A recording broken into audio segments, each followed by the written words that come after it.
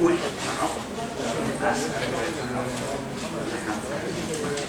las gafas de la isla.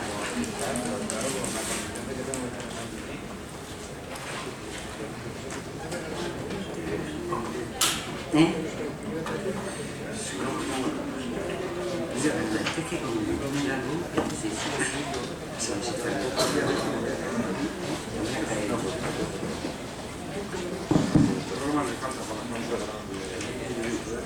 Buenas noches a todos.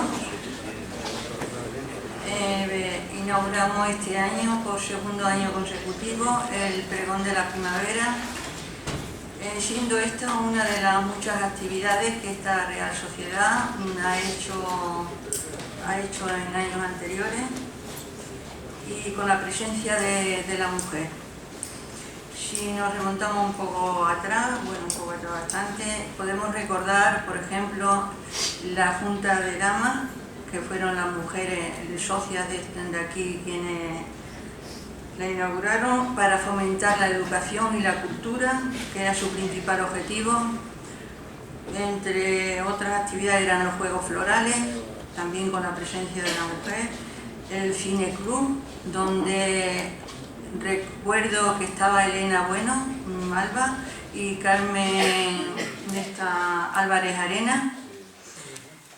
Después el aula de cultura también, con exposiciones y charlas como las realizadas por Piedad González Castel y María Luisa del Río. El grupo de teatro llamado PAX, también en el año 1969, que inauguró un cursillo de iniciación al teatro y tuvo la presencia de Juncal Vadillo. Últimamente, muy importante es el curso de apuntes para la historia de la ciudad de Badajoz, que fue una iniciativa del profesor y socio de la Económica, don Augusto Rebollo, en el que tiene una presencia importante la mujer, como por ejemplo Felicidad Sánchez Pascual, Isabel María Pérez, Maricruz Villalón, María Dolores Gómez Tejedor, Carmen Araya, Estrella Doncel, Matilde de la Cruz, etc. Como podemos ver, la presencia, como he dicho, de la mujer ha sido una constante en la vida de la Económica. Por mi parte, nada más, quiero ceder la palabra a don Lorenzo Blanco, catedrático de universidad y doctor en pedagogía, que esta noche tiene el honor de presentar a una querida amiga y socia, María Isabel Pérez González, licenciada en Historia y profesora de enseñanza secundaria en el IE San José de Badajoz. Por mí, después del pregón, escucharemos el quinteto del Conservatorio Superior de Música, el quinteto Brahms. Por mí cedo la palabra a Lorenzo para que la presente. Bueno, buenas noches. Pues efectivamente, Maruja, es para mí una satisfacción también presentar a Isabel María y te doy las gracias por esa posibilidad. Sí. Son muchos motivos personales, ¿no? Con muchas relaciones con Isabel María de mucho tiempo, desde nuestra vida escolar. Además, relaciones que van en el ámbito familiar, los padres, los hermanos, los cónyuges, o sea que hay una historia grande, ¿no? Tanto con Isabel como con su hermano Fernando, con el que compartí también muchísimos y gratos momentos, ¿no? Por eso digo que es agradable esta situación, ¿eh?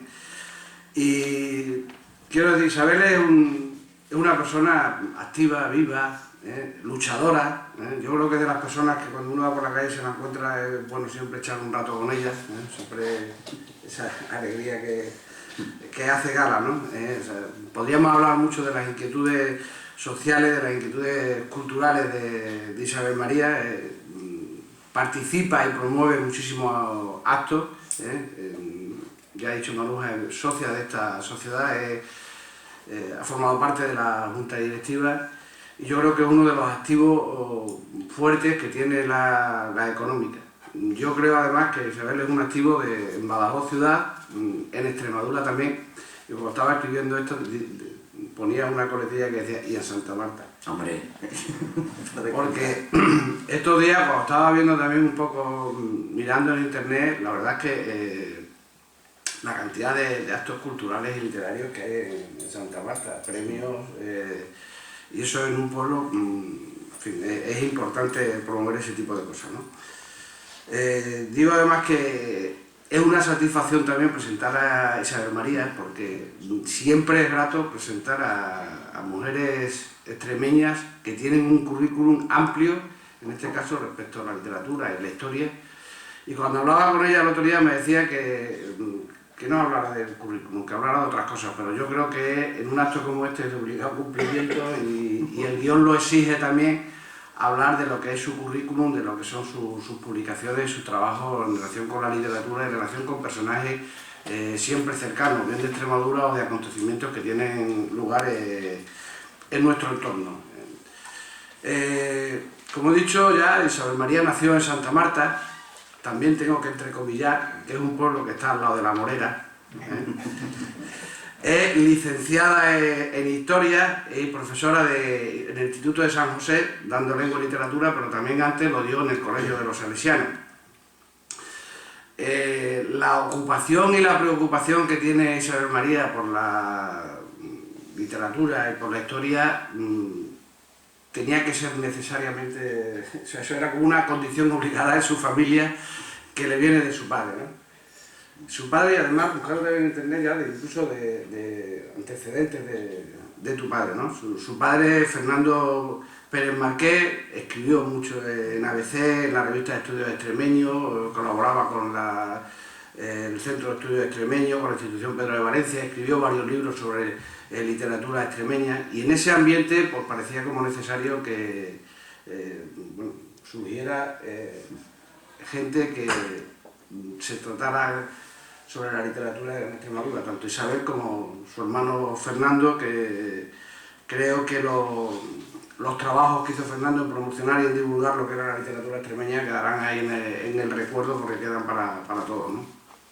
Escribió Isabel con su hermano Fernando un trabajo sobre Azorín en Santa Marta, cosa que resulta así un poco sorprendente, Azorín en Santa Marta, y el origen de ese trabajo, por lo que he podido ver y luego me ha confirmado, es una carta que le escribieron los alumnos de su padre a Azorín hace ya muchos años, y era una cosa novedosa. Ahora probablemente sea más usual en los centros que haya alumnos o profesores que promuevan el escribirle a escritores con nombre sobre el tema de la literatura, pero en aquella época no era muy corriente, ¿no? Y a Azorín les contestó, dice: agradezco infinito este jardín de flores tempranas que me envía, honra a quien lo cultiva.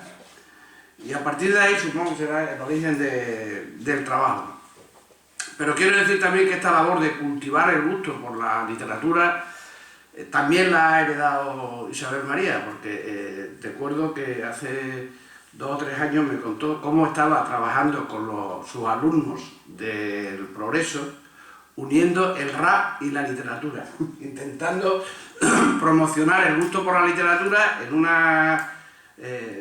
colegio donde eso era difícil. Bueno, pues ya utiliza el rap, trajo a uno de los raperos estos que aparecen mucho por la televisión y demás, intentando enganchar de alguna manera a los alumnos, es decir, que siempre intentando innovar e intentando crear, ¿no? Tengo aquí algunas de las publicaciones que Isabel María tiene, que tampoco quiero decir mucho, pero bueno, sí por lo menos mencionar que esta preocupación por lo que es la enseñanza le ha llevado a tener 2 manuales sobre lengua y literatura para los alumnos de la ESO. Ha escrito en la revista de Estudios Extremeños, ha colaborado, como ya ha nombrado Maruja también, en la jornada de apuntes para la historia de la ciudad de Badajoz, y escribiendo también algunas ponencias, uno de los actos que organiza periódicamente la sociedad. y también ha escrito un libro con su sobrino, con el hijo de Fernando Pérez Fernández, con lo cual, de alguna manera, lo que viene a decir es que esa saga que sembró su padre sobre el amor a la literatura se ha mantenido con los hijos y se continúa con los nuevos.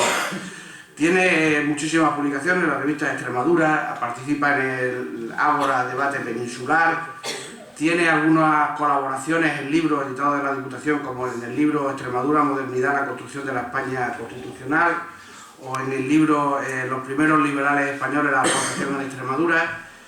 Y también terminar este aspecto del currículum con un personaje que es necesario citar también, que es el de Carolina Coronado, porque yo creo que hablar de la obra de Isabel va ligada a Carolina Coronado. Tiene dos libros publicados que le han valido para que la hayan invitado a la conferencia, a aparecer en los medios hablando de esta escritora, y considero que es uno de los aspectos que también le honra dentro de su currículum, ¿no?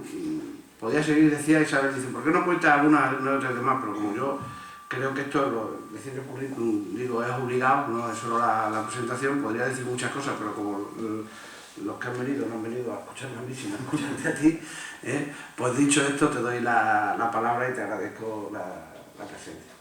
Muchísimas gracias a ti. Bueno, como habréis escuchado a Lorenzo, podéis entender por qué yo le decía que no se pusiera a hablar de mi currículum. Prefería que hablara de nosotros, porque así podéis comprobar cuantísimo me quiere. En el fondo era lo que iba buscando, demostrar, bueno, sentir, digamos, cuánto me quiere y que vosotros también lo sepáis. Me quiere casi tanto como vosotros. Maruja, muchas gracias también a ti por haber pensado en mí para este pregón, y muchísimas gracias también a todos vosotros, a todos y a todas, por estar aquí. Yo voy a echar una breve mirada a la poesía para dar la bienvenida a la primavera. Y quisiéramos aquí, en esta tarde de marzo, echar una ojeada a la poesía en lengua castellana e ir recogiendo en ella una gavilla de versos que nos hablen de la primavera. Y a mí, tan apegada a la tierra y sus cultivos, me ha gustado siempre, hoy también, comenzar nuestra bienvenida a la estación que se aproxima con aquella voz popular que a lo largo de los siglos ha cantado que por mayo era por mayo, cuando hace la calor, cuando los trigos se encañan y están los campos en flor, cuando canta la calandria y responde el ruiseñor, cuando los enamorados van a servir al amor. Y sigue adelante la voz popular desde ese viejo romance del prisionero que, al evocar la libertad perdida, trazó para los siglos el canto a la primavera como señal del retorno a la vida. Porque así lo vivía el campesino, y así nos lo ha cantado, y así lo hemos aprendido y sentido, generación tras generación. Primavera como renacer a la vida tras el frío, las nieves, la pausa, en fin, del invierno, que mantiene los trabajos agrícolas al aguardo desesperante de la calor. Esa calor tibia de primavera que marca el retorno a una laboriosidad a flor de trigos que encañan, preñados de mieses y de prosperidad venidera. Es en ese momento del renacer a la vida cuando el diálogo amoroso de las aves, canta la calandria y responde el ruiseñor, viene a anunciar el diálogo del amor campesino, de esos enamorados que van a servir al amor nacido por los siglos del hombre, de la mujer y de la tierra al llegar la primavera. Viene pues la primavera y con ella el amor, fruto privilegiado de la juventud que se ha de aprovechar antes de que el invierno de la vejez destruya sus encantos. Eso es lo que aconseja desde la orilla cortesana la voz elegante y armoniosa de nuestro Garcilaso. Nos referimos a aquella variante del Cóligue Virgo Rosas ausoniano o incitación al amor de la joven mujer que el poeta del dolorido sentir nos dejó escrito en su soneto 23 cuando decía: en tanto que de rosa y azucena se muestra la color en vuestro gesto, y que vuestro mirar ardiente, honesto, con clara luz la tempestad serena, y en tanto que el cabello que en la vena del oro se escogió, con velo presto por el hermoso cuello blanco, enhiesto, el viento mueve, esparce y desordena, coged de vuestra alegre primavera el dulce fruto, antes que el tiempo airado cubra de nieve la hermosa cumbre. Marchitará la rosa el viento helado, todo lo mudará la edad ligera, por no hacer mudanza en la costumbre. Es el verbo equilibrado de nuestro primer renacimiento, por voluntad poética de Garcilaso de la Vega, el que invita a la joven a coger de la alegre primavera el dulce fruto, en tanto que los colores del rostro, colores en flor, la rosa, la azucena, conserven la plenitud breve y frágil de la primavera recién nacida, esto es, de la juventud que se acaba de estrenar, y el cabello que en la vena del oro se escogió aún permanece rutilante, y el cuello se alza hermoso, blanco, enhiesto. Y siempre, claro está, con los dones de la belleza llega como al trasluz el amor y su mirar ardiente. Eso sí, mirar ardiente, honesto, que no de otro modo puede el ideal petrarquista pintarnos a la mujer, como tampoco el ideal petrarquista puede hablarnos del impulso de amor femenino, si no es como insinuación contenida de un goce que se silencia y tan solo se intuye. Evocación, por tanto, en el soneto 23 del Carpe Diem horaciano, pasado por el tamiz de Ausonio para un Garcilaso, que incita a la mujer a que disfrute de la primavera, el amor, la juventud, antes de que la nieve invernal de la vejez cubra de blanco el cabello dorado, pues no hay fuerza capaz de triunfar sobre la edad ligera, esto es, el discurrir del tiempo y sus designios de decrepitud. Marchitará la rosa el viento helado, todo lo mudará la edad ligera por no hacer mudanza en su costumbre.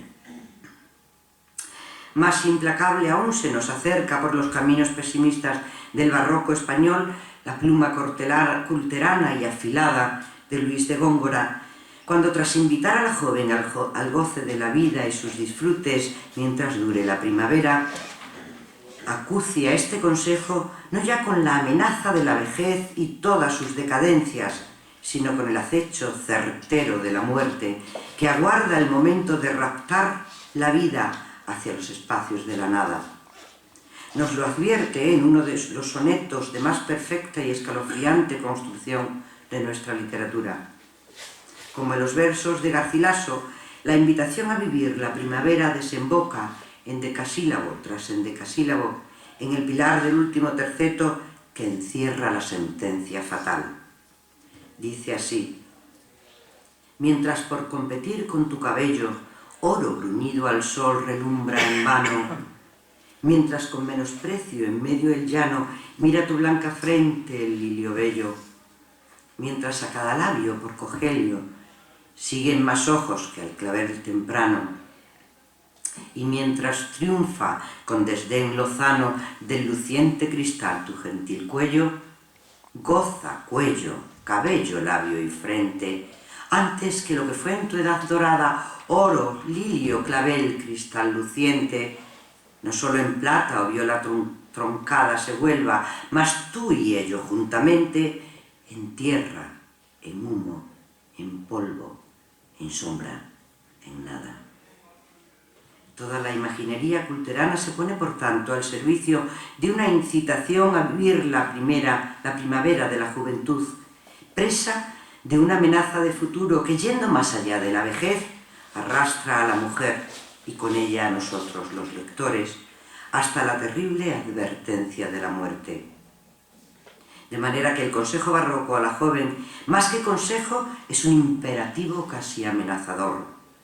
Fijaos en la advertencia: mientras el oro compita vanamente con el cabello rutilante de la mujer, mientras su blanca frente pueda mirar con menosprecio la blancura del lirio, mientras ojos en multitud sigan soñando la entrega al descuido de sus labios más perseguidos que el clavel temprano, mientras su cuello triunfe desdeñoso sobre el transparente cristal, la joven ha de entregarse a los goces de la primavera juvenil, porque más tarde, lo que en la edad dorada fue oro, lirio, clavel, cristal luciente, no solo se tornará en plata y violeta marchita, sino que todo, mujer, juventud, amor, conjuntamente, se tornará, y aquí la terrible gradación hacia la muerte, en tierra, en humo, en polvo, en sombra, en nada. Fue preciso que llegara el retorno al equilibrio clásico de la mano del optimismo ilustrado para que el verbo del poeta transformara el acecho de la muerte en amenaza lejana que invita, sin advertencias ni terrores, al goce de la vida y sus placeres como acto de afirmación feliz de la vitalidad presente.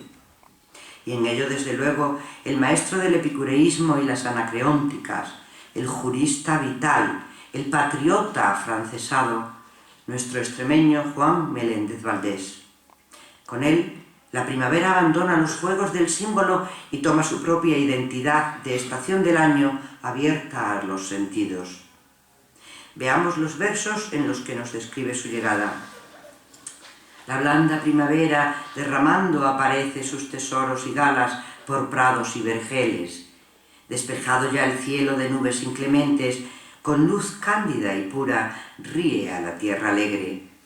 El alba de azucenas y de rosas las sienes se presenta ceñidas, sin que el cierzo las hiele.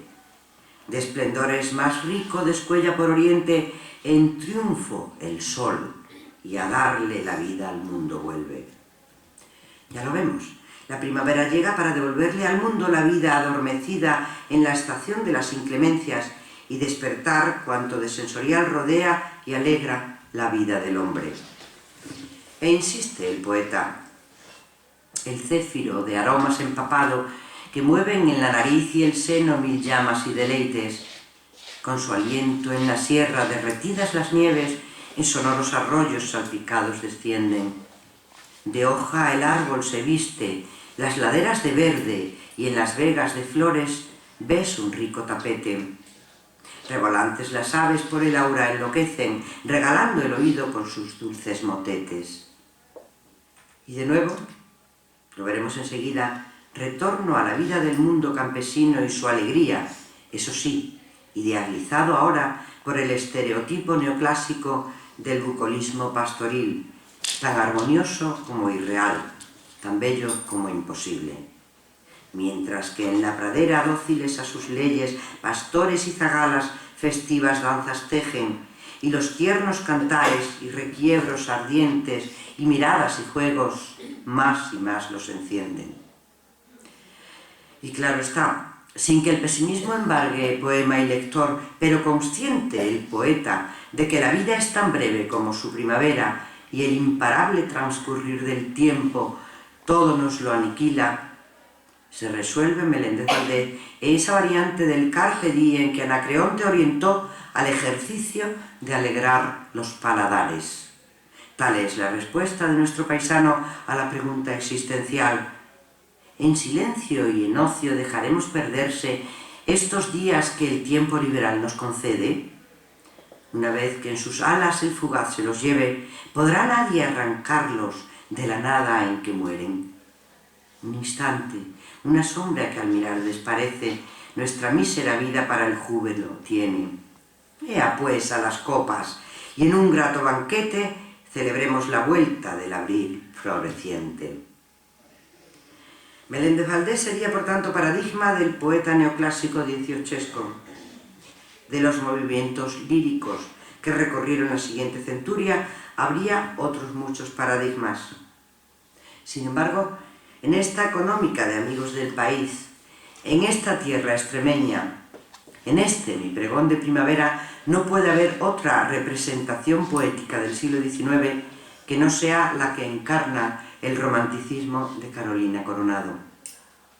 Porque ella también cantó la primavera, y no una primavera marcada por el canon literario del momento, no una primavera resuelta en pensamiento y símbolo, no.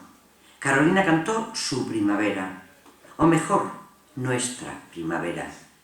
La primavera que aflora en estas latitudes, esa que año tras año aguardamos cuantos estamos aquí congregados y vemos y olemos y sentimos en la piel cuando damos un paso más allá del asfalto y llegamos al río, o cuando salimos a regar las macetas del patio o del balcón.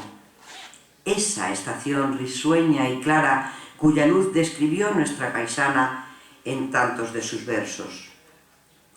Yo hoy aquí, precisamente aquí, no he podido por menos que escoger de entre ellos aquel poema titulado La luz de la primavera, que lleva la fecha de 1845 y un lugar esencial en la vida de la poeta y en la vida de todos los pacenses, la ermita de Botua.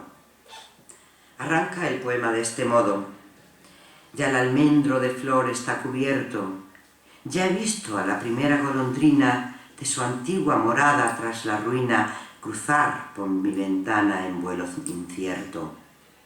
Ya ha brotado en el césped de mi huerto una temprana roja clavellina y ya tremola como blanca enseña sus alas en la torre la cigüeña. Dicen que de estación risueña y clara esos son claros signos y seguros, que rayos brillantísimos y puros el sol a nuestra atmósfera prepara, que no turbarán más su lumbre clara esos vapores del invierno oscuros, ni cruzarán en manso firmamento pesada lluvia ni importuno viento. Mas no puede la poeta abandonar en estos versos aquellas melancolías enfermizas que acompañaron su historia y que tras la estación saliente, oscura y tormentosa para sus temores, reciben una promesa de alivio por mor de cuanto la primavera ofrenda al cuerpo y al espíritu de Carolina. Si puede el resplandor de mi alegría perdida renacer en mis sentidos, logren mis ojos tanto entristecidos cumplida ver tan bella profecía. Ven, primavera, tu beldad gozosa dome los irritados elementos, en medio a sus combates turbulentos, álzate sobre el trono majestuosa. Cese ante ti la lluvia tenebrosa, callen ahogados ante ti los vientos, y huyan por el espacio los nublados, como bandos de cuervos espantados. En colina elevada, allá distante veré en el campo relumbrar el río, y en el tronco del álamo sombrío oiré de nuevo al ruiseñor amante. Ahora se esconde triste y vaga errante la furia huyendo al vendaval impío, pero así que se amanse el firmamento, vendrá a llenar con su armonía el viento. Y naturalmente la primavera con todo su aparato de venturas ha de traer el amor, real o imaginario, de una poeta que hizo comulgar su propia vida con la vida de las criaturas que habitan la naturaleza. Esa naturaleza tan cercana y familiar a quienes aquí estamos esta tarde. Porque nuestra paisana disolvió cuerpo y alma en las flores de nuestros jardines, en los frutos de nuestros huertos, la enramada de las vides, los troncos del olivar, de los almendros en flor, en el suelo y el vuelo de la dehesa. También en esa naturaleza cantarina que saluda a nuestro Gébora a su paso por aquellos campos de Botua que pasearon las plantas, el verso y las imaginaciones de Carolina al tiempo que daba forma de verbo a sus amores al pie de la Virgen campesina, nuestra Virgen de Botua, y proclamaba: y yo en el viento oiré su voz amante, y mi voz de sus trinos compañera, como la luz y el aire por la esfera, volarán confundidos un instante. Entramos en el seno palpitante, embriagados de amor por la ribera, cantaremos del cielo la hermosura, adorando en su luz nuestra aventura. Esa es la luz de la primavera que alumbra los versos de nuestra autora, una luz con tantos colores como ofrece la variada paleta del sol que es, al cabo, el pintor de la primavera extremeña y su luz. Perdón. policromía riquísima que ahora nos trae el recuerdo de aquella primavera de Juan Ramón Jiménez tan amarillamente intensa que ciega con su brillo el paisaje y el verso del poeta. Hablamos de la composición juanramoniana Primavera Amarilla, coleccionada entre los poemas mágicos y dolientes. Todo es luz cegadora en el abril que llega, las flores, las aguas, los caminos, también el cementerio de los niños. Y es que el sol llega y unge el mundo todo de amarillo, espectáculo de luz primaveral que es gracia perfumada de oro en un dorado despertar de vida. ¿Lo veis? Dorado despertar de vida. Otra vez la primavera se nos ofrece ahora en los albores del siglo XX como una resurrección, retorno cíclico del silencio invernal y su quietud a la algarabía de cánticos y labores que nos trae la primavera. Gracia perfumada de oro que canta en sinestesia el verso de Juan Ramón. Pero escuchemos el poema entero, toda su primavera amarilla. Abril galán venía, todo lleno de flores amarillas. Amarillo el arroyo, amarilla la senda, la colina, el cementerio de los niños, el huerto aquel donde el amor vivía. El sol ungía el mundo de amarillo con sus luces caídas. Oh, por los lirios áureos, el agua clara, tibia, las amarillas mariposas sobre las rosas amarillas. Guirnaldas amarillas escalaban los árboles. El día era una gracia perfumada de oro en un dorado despertar de vida. Entre los huesos de los muertos abría Dios sus manos amarillas. He aquí el hallazgo gozoso al cerrarse el poema. Las manos amarillas de Dios se abren sobre los muertos y los inundan de luz. Entre los huesos de los muertos abría Dios sus manos amarillas. ¿Os dais cuenta? La melancolía hiperestésica de Juan Ramón alberga en estos versos un punto de esperanza abierta como brecha en mitad de lo fatal. Es decir, la muerte está, es cierto, mas en la mitad de sus entrañas se alza la primavera amarilla, cuyo eterno regreso constituye un modo de eternidad, eternidad esparcida sobre los muertos desde las manos amarillas de Dios. Feliz aquí el poeta melancólico y triste siempre, ya fuera cubierto por el ropaje sensorial de su modernismo primero, ya fuera en aquel su largo camino de delgadez verbal a la búsqueda de la palabra definitiva. Palabra definitiva, nombre esencial también la de aquel otro buscador de eternidades que fuera el inefable Antonio Machado. No escasea en su corpus poético la evocación de la primavera. Valgan de ejemplo aquellos versos memorables a orillas del río Duero. Primavera soriana, primavera humilde como el sueño de un bendito, de un pobre caminante que durmiera de cansancio en un páramo infinito. Pero esta tarde de venida a la estación del regreso a la vida y a la luz, no vamos a caminar nosotros por los campos polvorientos de Castilla. Volveremos más bien al símbolo encerrado tras el concepto de la primavera tal como nos la han transmitido nuestros clásicos.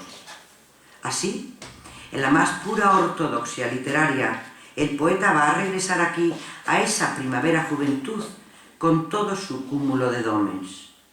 Un poema, como tantos de los suyos, que guardan la apariencia pictórica de una descripción y, sin embargo, albergan el pensamiento profundo, existencial, melancólico también, de un Machado que mira atrás desde la madurez y añora lo vivido y lo que nunca vivió.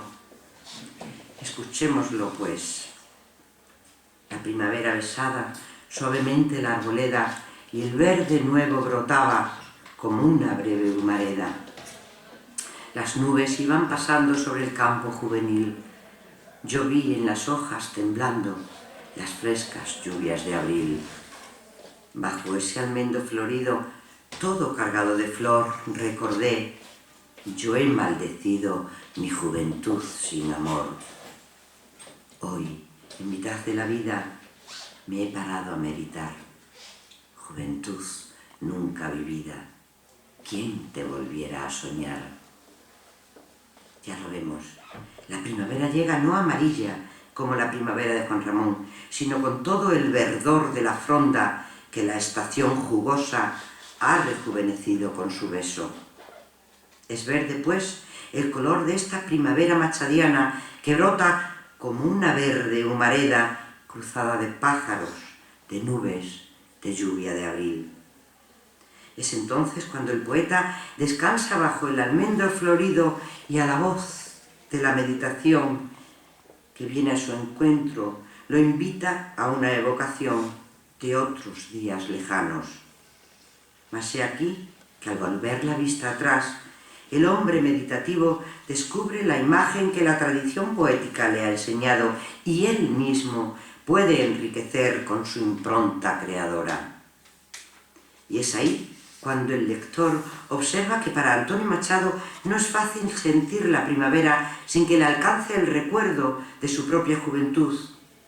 Una juventud años ha maldecida porque había transcurrido sin la experiencia del amor.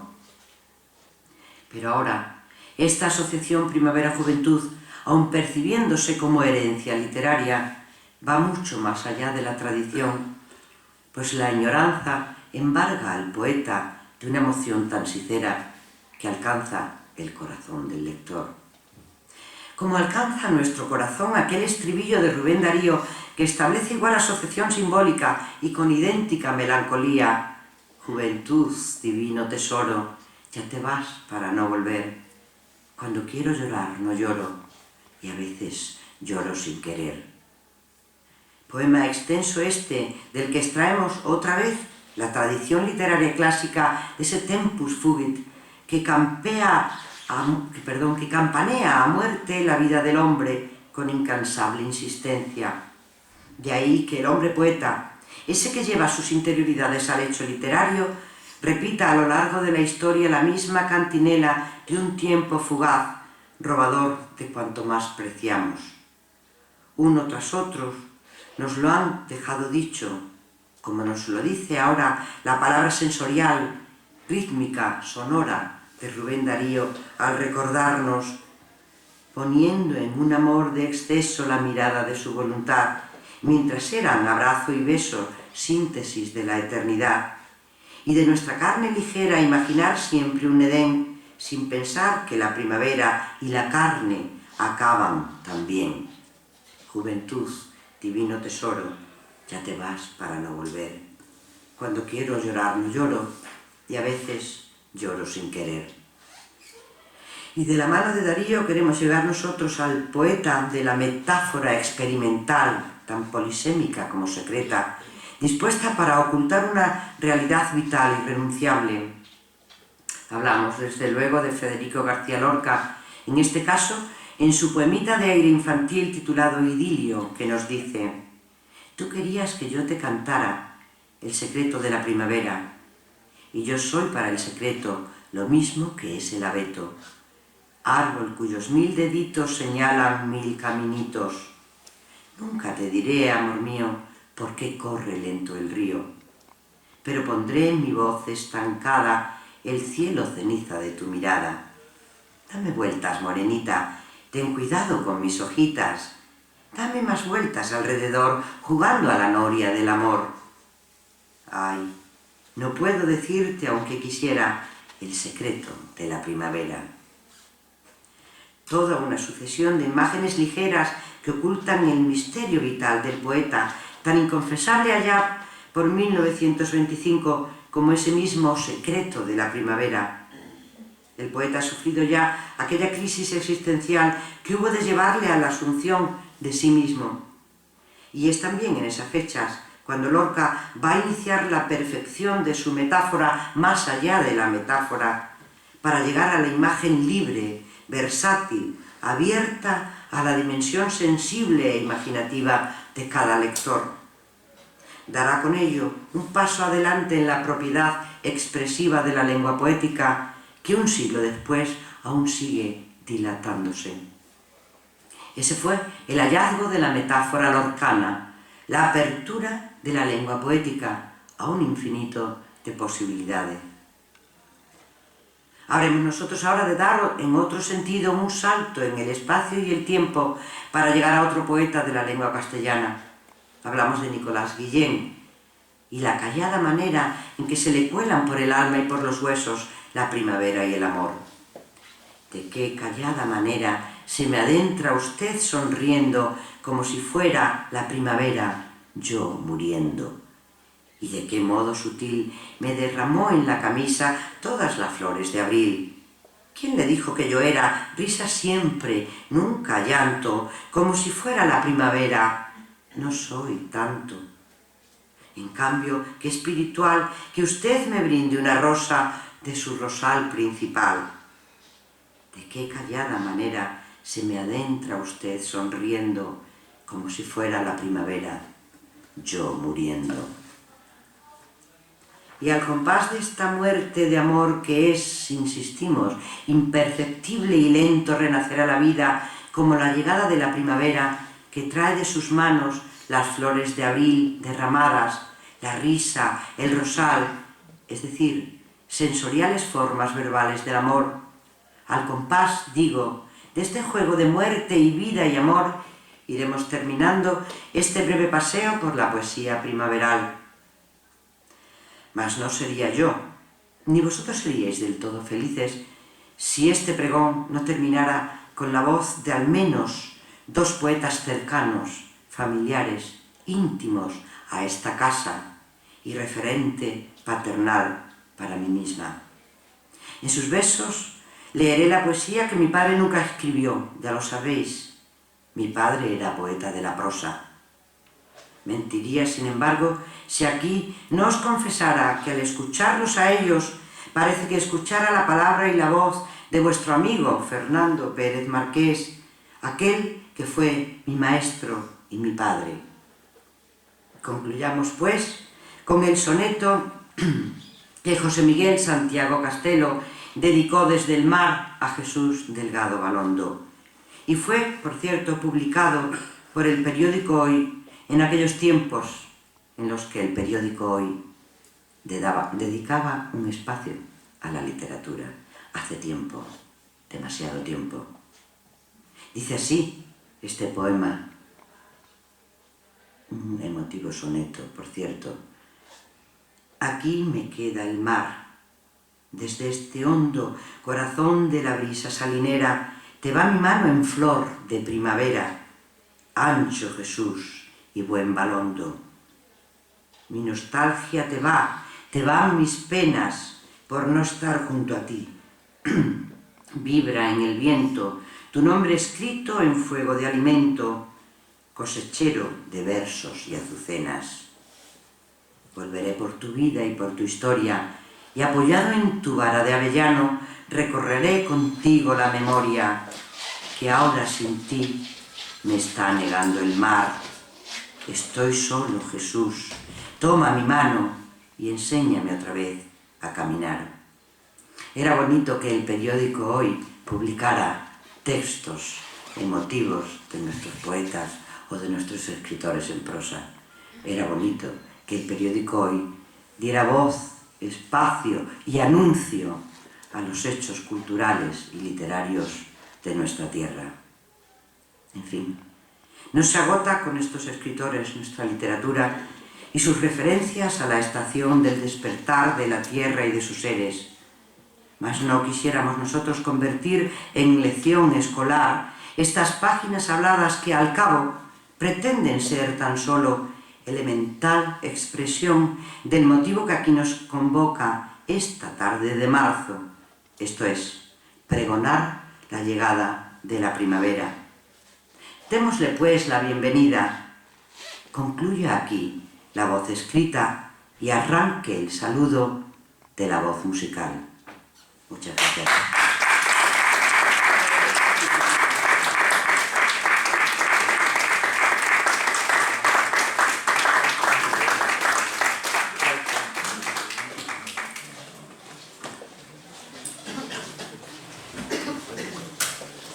Vamos a ver. Sí, se mueve y yo me perdí incluso de lo que estaba diciendo.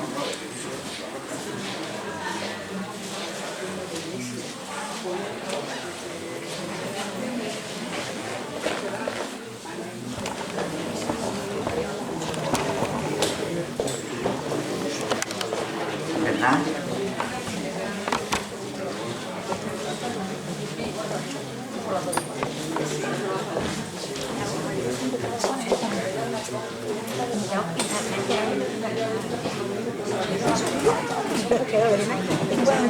Bueno, pero nos ha dejado así un poco, ya te lo conté a ella, la muestra la semana pasada, embarazada de 6 meses.